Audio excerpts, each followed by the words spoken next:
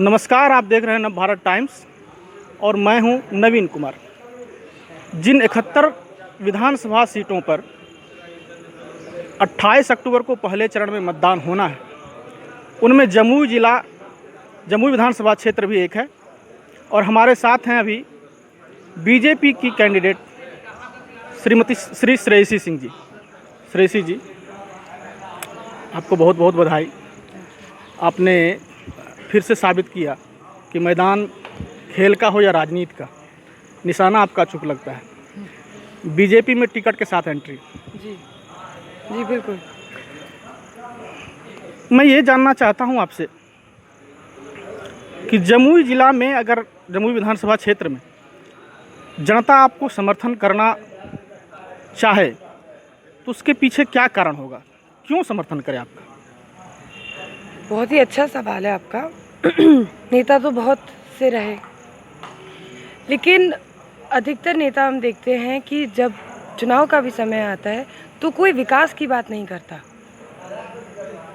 स्थानीय रूप से ज़मीनी लेवल पे अगर आप देखेंगे तो बहुत काम हुआ है, लेकिन बहुत काम करना भी बाकी है।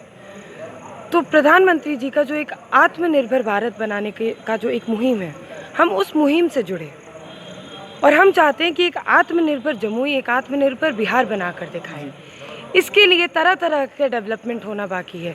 मल्टी डायमेंशनल डेवलपमेंट की बात करते हैं, उसमें इंफ्रास्ट्रक्चर डेवलपमेंट, हेल्थ एजुकेशन आता है, विमेंस सेफ्टी का एक बहुत बड़ा मुद्दा है। साथ ही साथ आर्ट्स, स्पोर्ट्स, कल्चर, इन सब चीज़ों को भी हमें प्रमोशन देना चाहिए।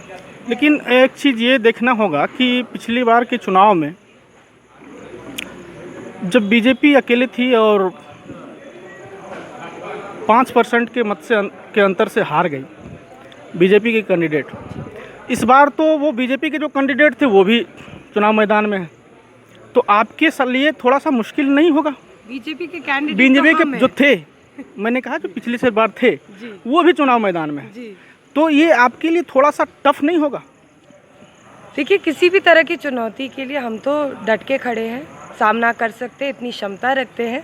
और साथ ही साथ बीजेपी के जो कार्यकर्ता हैं, जो उनके पदाधिकारी हैं, वो सभी लोग हमारे साथ हैं और हमें पूरा भरोसा है उन लोगों के ऊपर कि उन्होंने ज़मीनी लेवल पे इतना अच्छा काम किया है कि हमें नहीं लगता कि कुछ ज़्यादा उससे हमें दिक्कत होगी। बाकी मेरी शुभकामना सभी लोगों के साथ है। श्रेयसी जी का परिचय बीजेपी कैंडिडेट से बड़ा वो है कि अर्जुन अवार्डी हैं, अंतर्राष्ट्रीय स्तर पर भारत का शूटिंग के नाम के क्षेत्र में बहुत बड़ा नाम कमाया है।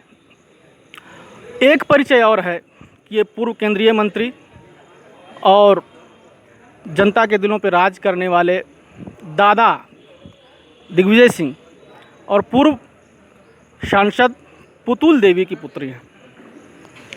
मैं ये जानना चाहता हूँ कि क्या दादा की जो एक छवि है उसका आपको फ़ायदा तो निश्चित रूप से मिलना ही मिलना है, लेकिन उतने टॉल फिगर जब हो जाते हैं तो सामने वाले के लिए एक मुश्किल ये भी हो जाता है कि जनता कहीं न कहीं कंपैरिजन भी करने लगती है। दादा वैसे थे, बेटी कैसी है जी।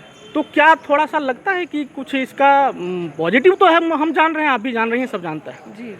कुछ ऐसा आप डिस्गस्टिंग फील करती हैं क्या जब चुनाव मैदान में रहती हैं कि मैं हूँ, दादा तो खैर जो थे सो थे? बिल्कुल भी नहीं, ऐसा बिल्कुल भी कभी नहीं होगा कि हम अपने पिता का नाम छोड़ के आगे बढ़ने की कोशिश करें। बाकी में उनकी शख्सियत ऐसी थी कि लोग हमें कंपेयर करेंगे और हमें गर्व होता है। हाँ, कि वो जब हमें हमारे पिता से कंपेयर करते तब हमें लगता है कि शायद अगर हम उस जैसे शख्सियत से कंपेयर हो रहे हैं, उनके राजनीतिक करियर में ज़रा से निकट भी आ रहे हैं, तो हमारे लिए बहुत बड़ी बात है। और क्योंकि वो इस तरह के इंसान थे, हमें बहुत अच्छा लगता है जब लोग हमारी एक तरह से तुलना उनके साथ करते हैं। उनकी बराबरी तो हम कभी नहीं कर पाएंगे, लेकिन आजीवन कोशिश करते रहेंगे कि उनकी जितना या उनसे बढ़कर काम कर सकें। मोदी जी के आने के बाद खासकर राजनीति में युवाओं की दिलचस्पी बहुत बढ़ी है। आप युवा हैं, महिला भी हैं, आपके साथ ये दोनों प्लस पॉइंट है। जमुई विधानसभा क्षेत्र में महिलाओं की अच्छी खासी तादाद है, मतलब 50% तो नहीं, लेकिन कुछ ही कम है, 1 लाख 1.5 लाख के आसपास उनकी भी तादाद है। क्या आपको लगता है कि इसका फ़ायदा आपको मिलेगा? महिलाएं आपसे प्रेरित हो रही हैं? जी बिल्कुल, जहाँ जहाँ हमने अभी तक अपने क्षेत्र में घूमा है, वहाँ पे महिलाएं भी, युवा भी, युविकाएं भी, बुजुर्ग भी, सभी लोग, सभी वर्ग के लोग, सभी जात के लोग हमारे साथ हैं। और हमें ये देख के लगता है कि वो लोग सब लोग एक नया चेहरा चाहते हैं। और क्योंकि हमारे पिता का लेगेसी ऐसा है, क्योंकि भाजपा के कैंडिडेट है और हमारा भी खेलकूद में छोटा सा एक नाम है, तो इन सभी चीज़ों को मिलाकर एक बहुत ही अच्छा मिक्सचर बनता है। जब हम लोगों के बीच में जाते हैं तो बहुत उत्साहित होते हैं लोग।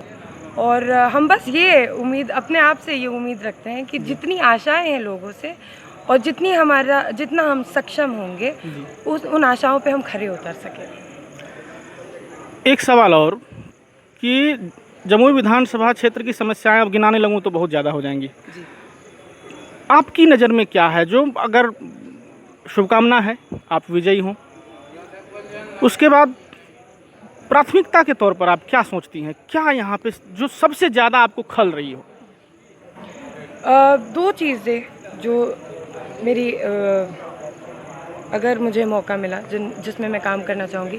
पहला कि हमें यहाँ पे ऐसा इंफ्रास्ट्रक्चर डेवलपमेंट चाहिए जिससे कि जॉब अपॉर्चुनिटीज़ क्रिएट हो सके।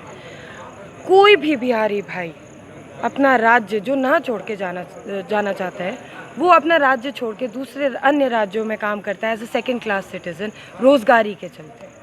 तो एक रोज़गार बहुत ज़्यादा ज़रूरी है हम सब के लिए, और हमें पूरा हक है कि एक सम्मानजनक जीवन हम अपने राज्य में कमा कर अपने परिवार के साथ रह सकें। दूसरा जो मेरा विज़न है जिसमें हम काम करना चाहते हैं, क्योंकि स्पोर्ट्स के फील्ड से आते हैं, तो स्पोर्ट्स के लिए एक बहुत बड़ा विज़न है मेरे लिए। उसका एक छोटा सा उदाहरण हम आपको देंगे। मध्य प्रदेश में स्पोर्ट्स एकेडमी एक चलती है जो पूरी तरीके से स्टेट गवर्नमेंट से फंडेड है। उस तरह का प्रोजेक्ट हम कुछ लाना चाहेंगे। और जी, एक साथ ही साथ इन सब जो ये मेरा विज़न है, ये बड़े काम हैं, साथ ही साथ बहुत सी ऐसी स्कीम्स और पॉलिसीज़ हैं जिनका कागज़ी काम हो चुका है, लेकिन ज़मीन पे इम्प्लीमेंटेशन नहीं हो पाया है। तो साथ ही साथ उसकी भी एक प्राथमिकता रहेगी कि जो काम ऑलरेडी चल रहा है उसी काम को लेके आगे बढ़ सके और उसका लाभ हर एक व्यक्ति हमारे क्षेत्र का उठा सके। ये तो आपने मुझे लगता है बहुत बड़ा दर्द कुरेद दिया है प्रवासियों का, जो बहुत मुश्किल भरा समय बिताते हैं, बाहर रहते हैं। और लेकिन एक सवाल ये है कि नीतीश कुमार जी के शासन में मुझे नहीं लगा कि मतलब इतना बड़ा पलायन हुआ दिल्ली से, या आपने भी देखा होगा कि सब लोग वापस आए जी। लेकिन उस तरह का कोई कागज़ पे या मतलब कोई घोषणा नहीं हुई जिससे कि लगे कि हाँ, अब वो जिस उम्मीद से हम लोगों को भी लगा कि नहीं, अब ये लोग शायद नहीं आए, और शायद बिहार, उत्तर प्रदेश और जो भी सरकारें हैं जहाँ से लोग पलायन करते हैं, पश्चिम बंगाल, झारखंड, यही चार स्टेट हैं, तो मुझे बाकी से लेन देन नहीं, लेकिन नीतीश कुमार से ऐसा मुझे नहीं लगा कि अभी तक कुछ ग्राउंड ब्रेकिंग कुछ काम किया है उन्होंने जिससे लगे कि नहीं आप जो आए वो यहीं रह जाएंगे। आपकी सरकार भी उन्हीं के समर्थन में होगी, वही सरकार बनाएंगे जी। तो क्या ये संभव है कि मतलब आप अपने विजन को उतार पाएंगी जब ऊपर से ऐसा कुछ प्लान ही नहीं दिख रहा है? देखिए, हम तो बीजेपी के कैंडिडेट हैं। बिल्कुल। तो बीजेपी मतलब प्रधानमंत्री नरेंद्र मोदी। बिल्कुल सही। अब पार्टी का अगर कोalition जेडीयू के साथ, नीतीश कुमार जी के साथ है, तो वो एक अलग गठबंधन है। हमें नहीं लगता, ये देखिए एक अच्छी सोच है, ये एक अच्छा विजन है। शायद क्यों हम छोड़िए, पिछली बातों को हम लेके नहीं चल सकते आगे। ये मेरा राजनीति में पहला कदम है और हम इस विजन के साथ आए हैं। यदि आने वाले 5 साल में अगर हमें मौका मिला और इस विजन को हम नहीं उतार पाए तो इसकी जवाबदेही हमसे होगी। अभी हम फ्रेश कैंडिडेट है, युवा जोश है, नए सपने, उन्हीं सपनों को लेकर राजनीति में उतरे हैं। तो शायद आप ये सवाल का जवाब नहीं देना चाहें, लेकिन मेरा काम है, मैं पूछूंगा। बिल्कुल। और ये है कि बीजेपी अंदर खाने शायद ये सोच रही है कि हम इस बार नीतीश जी को ब्लैकआउट करेंगे, और रामविलास पासवान जी चले गए। शायद उन्होंने भांप भी लिया था कि संभवतः इस बार नीतीश जी के खिलाफ खासकर एक बड़ा तबका है जो सीएम बनते हुए नहीं देखना चाहता है उन्हें। बीजेपी ने भी इसको भांपा है, और इसका परिणाम आप देख रही हैं कि लोक जनशक्ति पार्टी चिराग जी की, वो जेडीयू के हर कैंडिडेट के खिलाफ अपना कैंडिडेट उतार रही है। तो इस जो राजनीतिक समीकरण ये जो बन रहा है, इसको आप कैसे देखती हैं, और आप कितनी पुरुमीद हैं कि हाँ ये जो सोच है बीजेपी की या एलजेपी ने तो बाकायदा खुला कह दिया है कि हम बीजेपी का मुख्यमंत्री बनवाएंगे। तो ये आप क्या देखती हैं कि ये कितना संभव हो पाएगा? जी, जैसा आपने कहा इतनी सारी बातें, शायद मेरा ध्यान भी नहीं गया था, क्योंकि हम राजनेता नहीं हैं, हम एक स्पोर्ट्स पर्सन हैं, और वो अभी तक हमारी वो दृष्टिकोण पॉलिटिकल नहीं हो पाई है। ना ही तो हम सीनियर भी नहीं हैं कि उन सब चीज़ों में, उस तरह की रणनीति में हमारी कोई भूमिका हो। तो अभी तो एक सीट पे एमएलए का चुनाव लड़ने आए हैं, और जैसा होगा आगे हम बीजेपी के साथ हैं, उनका कोalition जिनके साथ होगा हम उनके साथ रहेंगे। तो आपको बहुत बहुत शुभकामनाएं। उम्मीद करते हैं कि जमुई विधानसभा क्षेत्र की जनता आपको विजयी बनाएगी, क्योंकि विकल्प भी बहुत कम हैं, जनता के सामने भी विकल्प बहुत कम है। आप युवा हैं, पहले से आप देश नहीं अंतर्राष्ट्रीय स्तर पर एक नाम कमाए हुए हैं। अर्जुन, अब आपने कहा कि मैंने छोटा सा योगदान दिया है, मेरी नज़र में वो बहुत बड़ा योगदान है। तो बहुत बहुत शुभकामनाएं। आप कुछ बोलना चाहें आखिर में? नहीं, बहुत बहुत धन्यवाद। बस आपके माध्यम से तो जमुई के लोगों से, और जितने हमारा घर है, परिवार है, क्षेत्रवासी है, उन सबको प्रणाम कहते हैं। तो ये थी श्रेयसी सिंह, बीजेपी कैंडिडेट जमुई विधानसभा क्षेत्र से। हम और भी दूसरे कैंडिडेट से, दूसरी पार्टियों के कैंडिडेट से मिलवाते रहेंगे। तब तक देखते रहें नवभारत टाइम्स ऑनलाइन। नमस्कार।